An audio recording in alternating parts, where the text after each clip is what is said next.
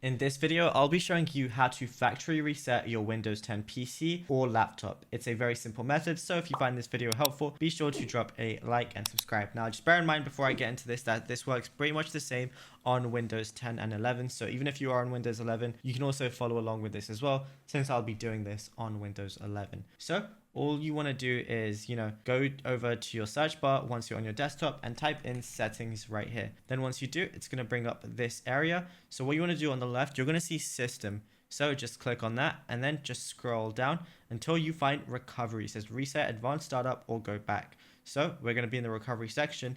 Under recovery options, we're going to see advanced startup and we're going to see reset this PC. So all you want to do is click reset PC. It says choose to keep or remove your personal files, then reinstall Windows. So we're just going to click on this and then you can choose to remove everything if you want to, or keep some files, but like remove apps and settings. So it's really your choice on what you want to do. But if you remove everything, just make sure you have anything important backed up on like a, hard drive or like a cloud system, because you don't want anything missing. And the same goes for passwords and anything like that.